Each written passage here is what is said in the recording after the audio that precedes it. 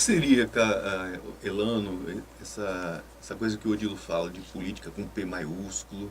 Existiria uma política com P minúsculo, na sua opinião, para esclarecer para os nossos ouvintes? Bom, na verdade, esse é até um termo também que o Lula utilizou recentemente. E eu só queria, de antemão, colocar assim, que concordo com o Odilo, de fato existe essa campanha, essa tentativa de afastar o povo da política, afastar ainda mais as pessoas do interesse da política, mas o interessante é que, apesar do PT estar na presidência desse país, não é o PT quem faz isso. Muito pelo contrário. O PT estimula a vinda, aproxima, e de fato há interesse.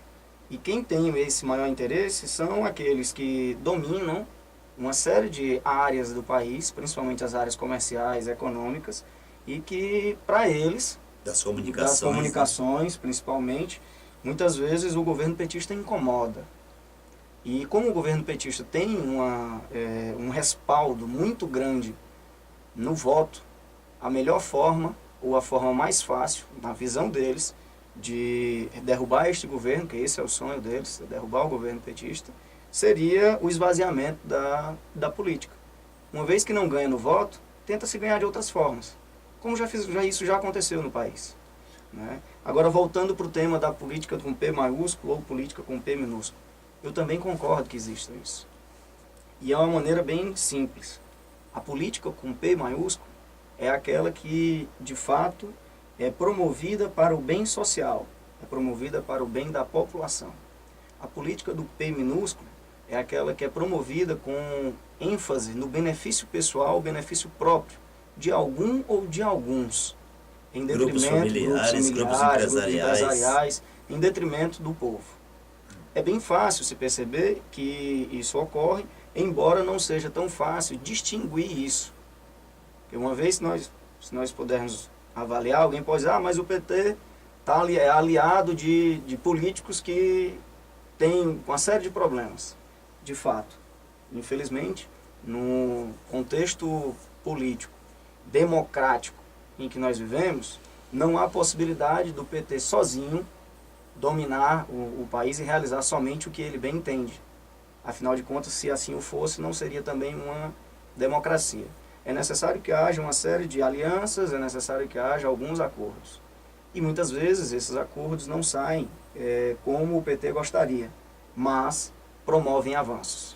Agora, Elano, você toca um pouco nessa questão, particularmente do Partido dos Trabalhadores. Você aqui em Russas é o presidente do Partido dos Trabalhadores. Odilo é uma referência política forte aqui na região, já foi candidato várias vezes à prefeitura dessa cidade de Russas.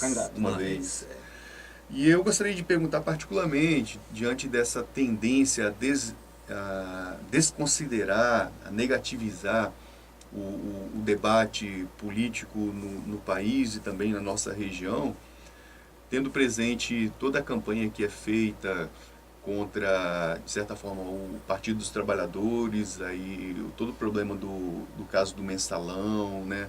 A televisão, a mídia que cai em cima e que fala constantemente sobre a questão da ilegalidade do mensalão.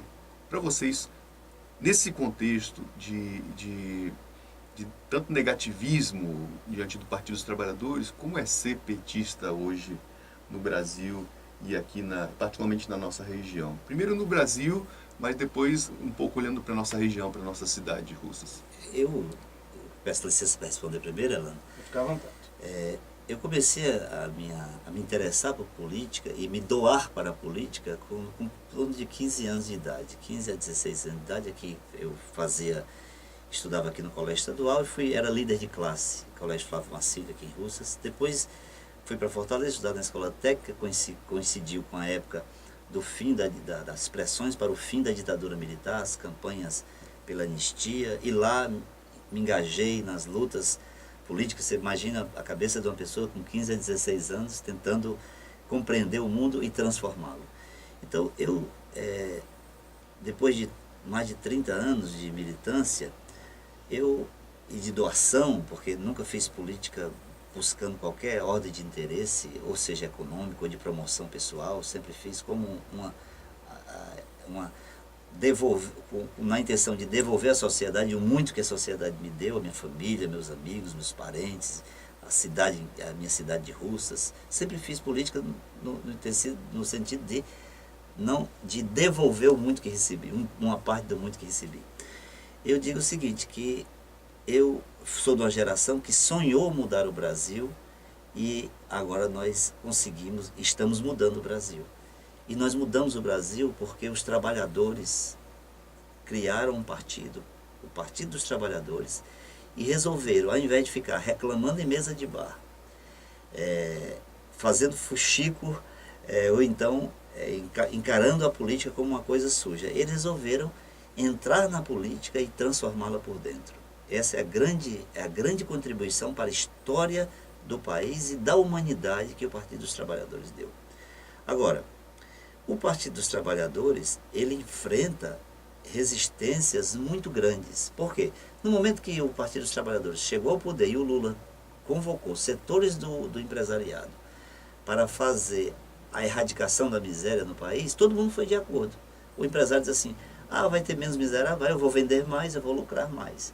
Mas quando o Lula, ou a Dilma, ou o Partido dos Trabalhadores chega e diz assim, vamos democratizar as comunicações no Brasil, aí os empresários são contra. Por quê?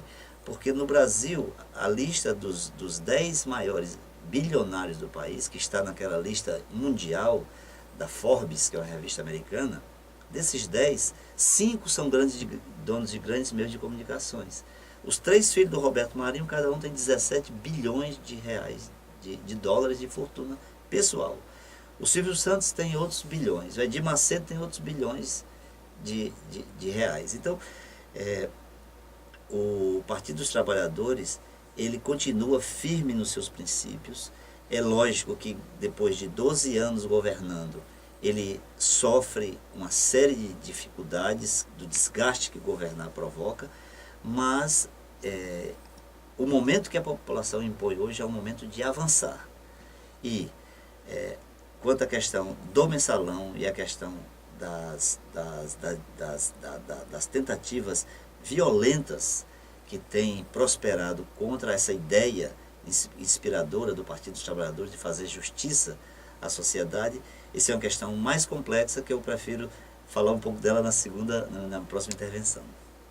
Bom, Wilson, na sua pergunta eu creio que a primeira coisa, o primeiro sentimento com relação ao que é ser petista, para mim o que me vem é o sentimento de orgulho. Orgulho por pertencer a um grupo, a um partido que saiu do seio dos trabalhadores, foi formado por trabalhadores, perdeu várias eleições para presidente, com uma proposta de mudança para este país. Em 2002 nós ganhamos a eleição e em 2014 nós temos um país absolutamente diferente. Nós temos hoje um país com um salário mínimo que ainda é baixo, mas que é muito melhor do que o que nós pegamos. Dos 200 reais, que quando o Lula entrou, né? 724 para 200 reais. E quem faz oposição ao PT diz que o salário mínimo está muito alto. Um recado claro, ele não está alto. Ele precisa aumentar ainda mais. A política de valorização do salário mínimo do PT é uma política que não se abre mão. E isso nos traz muito orgulho.